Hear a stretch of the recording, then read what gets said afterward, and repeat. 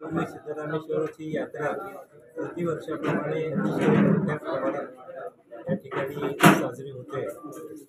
मी या निमित्तानं सोलापूर जिल्हा कर्नाटक आणि आंध्रमधून येणाऱ्या भक्तांचं या निमित्तानं देवस्थानच्या वतीनं मनपूर्वक स्वागत करतो आणि या यात्रेमध्ये सर्व धार्मिक विधीमध्ये त्यांनी सहभाग घ्यावा. मनोरंजनाचे जे काही स्टॉल्स लागले त्यामध्ये सहभाग घेऊन त्यांनी ह्या यात्रेचा आनंद लुटावा अशा पद्धतीचं एक आवाहन त्या सर्वांनी केलं आहे. यावर्षीच्या यात्रेच्या निमित्तानं सर्व धार्मिक कार्यक्रम त्या ठिकाणी वेळेवर चांगल्या पद्धतीनं पार पडण्याच्या दृष्टीनं सर्व व्यवस्था ही देवस्थानच्या वतीनं महापालिका आणि पोलीस यंत्रणा यांच्या माध्यमातून करण्याचा प्रयत्न करतो आहोत. परंतु सद्भक्तांनीही त्याचप्रमाणे नंदीध्वजधारक या मंडळींनीही त्यासाठी सहयोग द्यावा. त्यांना काही अडचणी असल्या तर त्यांनी देवस्थानला त्या प्रकारे देऊन त्याची मागणी करावी, ते प्रश्न सोडवले जातील. या निमित्तानं सर्वात महत्त्वाची म्हणजे ही यात्रा एक दिवस उशिरा चालू होते. 12ला होणारी यात्रा 13ला यांडी मजगे, 14ला अक्षता सोहळा, 15ला होम हवन आणि 16ला दारूकाम आणि लेझर शो अशा पद्धतीचे 4 धार्मिक कार्यक्रमाचे दिवस त्या ठिकाणी होत आहेत. या सगळ्यामध्ये सगळ्यांनी सहभाग द्यावा. माझी सर्व नंदीध्वज मानकरी आणि नंदीध्वज धारकांना या ठिकाणी विनंती आहे की त्यांनी या निमित्तानं जे काही भक्त या धार्मिक विधीमध्ये सहभागी होतात त्यांना वेळेवर हा सगळा आनंद लुटता यावा.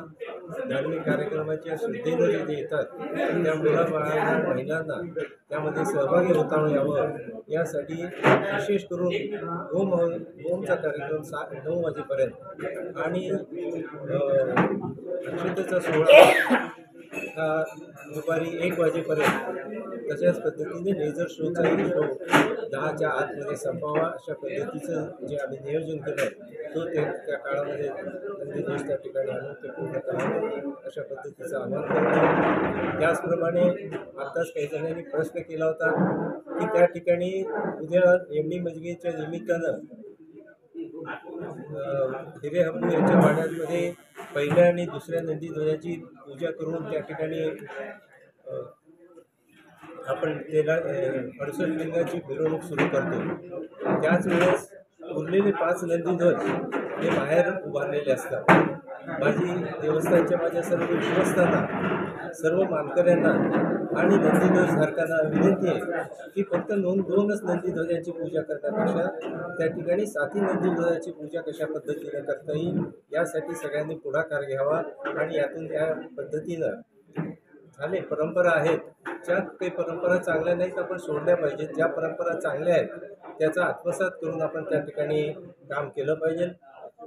हिरे अब्बूंच्या वाड्यामध्ये 2च नंदीध्वजाची जर अडचण त्या ठिकाणी असेल जागेची तर उरलेल्या 5 नंदीध्वजांना मल्लिकार्जुन मंदिरामध्ये घेऊन देवस्थानच्या माध्यमातून त्या ठिकाणी पूजा केली जावी अशी एक अपेक्षा माझी या निमित्तानं राहील.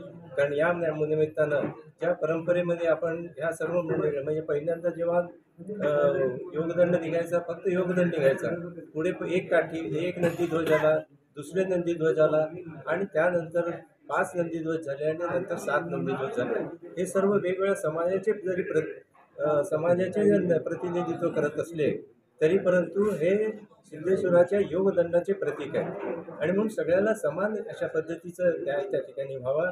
एकाची पूजा होत असताना एक रस्त्यावर वाट बघत बसणं हे मला माझ्या वैयक्तिक मताला पडत नाही. तर सगळ्यांची एकत्र अशा पद्धतीनं पूजा करता येईल का अशा पद्धतीची भूमिका सगळ्यांनी जर कळत, ही यात्रा ही काही मी आपली माझ्या एकट्याची नाही किंवा देवस्थानची एकट्याची नाही, सगळ्यांची जर भूमिका असेल तर सगळ्यांना सामावून घेणारी ही यात्रा सिद्धेश्वरांनी ज्या सर्व जातींना एकत्र करून केलेलं आहे तर तशाच पद्धतीची ही यात्रा पारंपरिक अशा पद्धतीने हे बदल आपण त्या ठिकाणी केले जावेत अशा पद्धतीचं एक आव्हान, अतिशय नम्र आव्हान. त्याला ह्याच्यामध्ये कोणाचं कमीपणा जास्तपणा करायचा नाही आहे, परंतु या निमित्तानं सगळ्यांना सामावून घेऊन आपण सर्वजण म्हणजे माझ्याबरोबरचे असलेले सर्व विश्वस्त असू देत, सर्व नेते मंडळी जे काही ह्या यात्रेमध्ये भाग घेतात त्यांना पण माझं आव्हान आहे.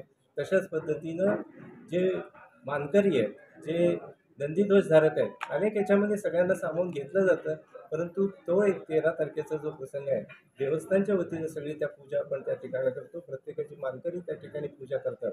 पण एकत्रित अशा पद्धतीनं मल्लिकार्जुन मंदिरमध्ये पूजा व्हावी अशी एक अपेक्षा या निमित्तानं मी व्यक्त करतो आणि तसं आव्हान सगळ्यांना करतो. सर, यंदाची यात्रे